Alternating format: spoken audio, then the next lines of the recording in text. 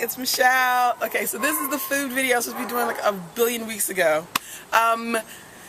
So I think I've been stalling to do it because I have two mindsets around the issue of food. And I did a video about how food is not making us fat is our mindset. And if you want to see it, I'll put a link somewhere around here.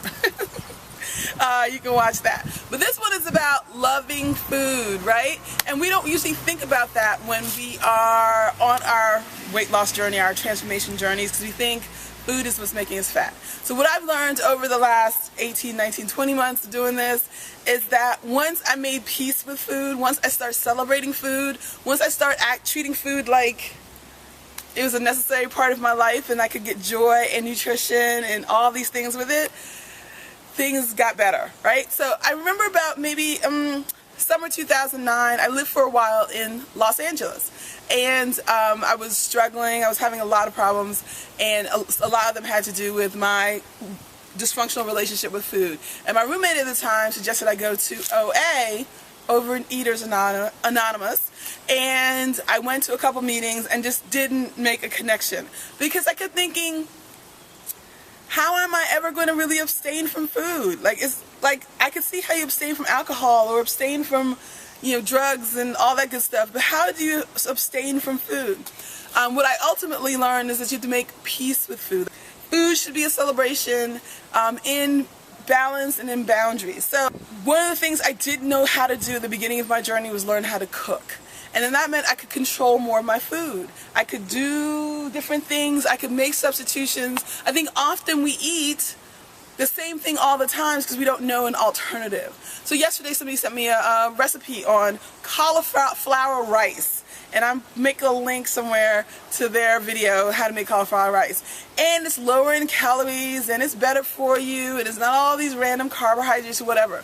Now, 2 years ago, I had no idea, or probably no interest, in making substitutions of my food. But the more that you learn about your food, the more that you learn how to control it, not in a negative deprivation sort of way, just simply to do it in a more interesting sort of way, it doesn't become your enemy. You can't have that great piece of pie that you made or those good cookies or whatever. And I try never to say, like, don't do this when I do these videos, but don't do this, is eat processed food. I didn't really think about food that happens in the middle aisles of the grocery store until I read this great book by Michael Pollan called The Food Rules. He also wrote Omnivore's Dilemma and is a part of the whole Food Inc. movie. So any of those things, go watch, go read. But I read this book called The Food Rules. He talks about what happens in the middle aisles. Like, those things are considered non-food. Like, if a food scientist can make it, then you probably shouldn't eat it. A food scientist is somebody who's like, they give them this thing and say, make food out of this, right? So your job is to, like, stay away from food that somebody has invented or made up. One of the good rules that he has in the book is, if you can't go in your kitchen and replicate it, then don't eat it, right? So what the hell is a Cheeto? What is an Oreo cookie? What is I don't know, things that have stuff in it, and you can't pronounce any of the things in the ingredient list, don't eat it, right? So once I sort of stayed out of the middle aisle, stopped eating processed foods, looked at my whole foods, like fruits, vegetables, for those who are meat eaters, you know, meat that's not ran through with hormones and other stuff that's going to make you die from cancer. Just stick to whole foods, things that are good for you, that your body recognizes, and it's easy for it to break down. So this is not going to be a long, drawn out video. This is going to be like, make peace with food, enjoy food. If you don't know how to cook, learn how to cook. And this says from somebody who can make 6 things in her entire life. And 4 of them is not good for you, right? So I learned how to cook. You know, make peace with food. Use food to nourish your body, to celebrate where it's appropriate, and it's not the thing that's going to undo you, right? So if there's any tip that I had, stay away from the processed food. If it's in a box that could outlive you, don't eat it, right? If there's an expiration date on it, like beyond a week or 2, don't eat it. So that Velveeta box of macaroni and cheese that can be around till next April of 2013, yeah, don't eat it. All that to say, I would like to give a copy of Michael Pollan's Food Rules to somebody. So if you're interested in getting a copy, you could win a copy. Like, this is a giveaway and stuff.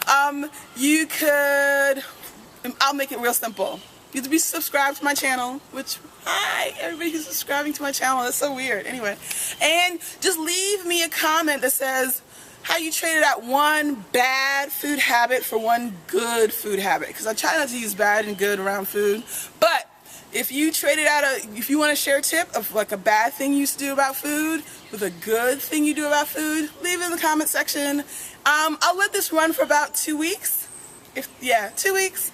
And then I'll give away a copy of Michael Pollan's Food Rules. Alright, so I hope this was helpful. I didn't want to make it dragged out or long today because, you know, we're all learning all these great lessons, and this is just one of them I've learned. Celebrate food, love food, make peace with food, learn how to cook, stop eating processed food. Stop. Okay. Alright, have a good day, and I'll talk to you guys later.